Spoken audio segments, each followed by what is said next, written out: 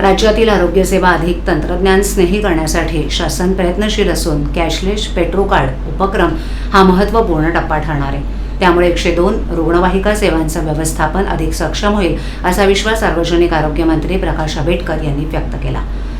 मुंबईतील आरोग्य सेवा आयुक्तालय येथे आयोजित कार्यक्रमात कॅशलेस पेट्रो कार्ड उपक्रमाचं उद्घाटन करण्यात आलं। यावेळेला आरोग्य सेवा आयुक्त संजय काटकर, अतिरिक्त आयुक्त जगन्नाथ विरकर, आरोग्य संचालक डॉक्टर नितीन अंबाडेकर, सहसंचालक सुनीता गोलाईत, प्रकल्प संचालक रवींद्र सावंत, उपसंचालक जयंत मुळे, राज्यातील सर्व जिल्हा आरोग्य अधिकारी, जिल्हा शल्यचिकित्सक, आरोग्य विभागातील वरिष्ठ अधिकारी आणि हिंदुस्थान पेट्रोकेमिकल लिमिटेड कंपनीचे प्रतिनिधी उपस्थित होते।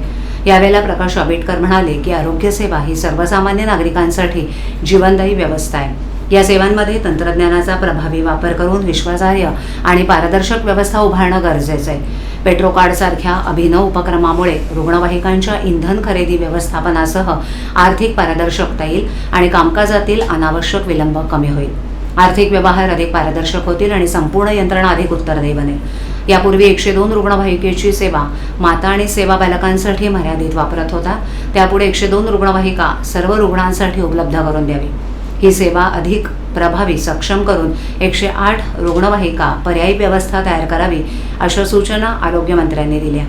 राज्यातील शासकीय वाहनांना वेळेत इंधन उपलब्ध होत नसल्याच्या तक्रारी होत्या, त्या पार्श्वभूमीवर आरोग्यमंत्री प्रकाश आंबेडकर यांच्या संकल्पनेतून आरोग्य सेवेला नवी दिशा देणारा कॅशलेस पेट्रो कार्ड हा ऐतिहासिक उपक्रम कार्यान्वित करण्यात आलाय। राज्यातील 3195 रुग्णवाहिकांना HPCL कंपनीचे कॅशलेस पेट्रो कार्ड देण्यात येणार आहे।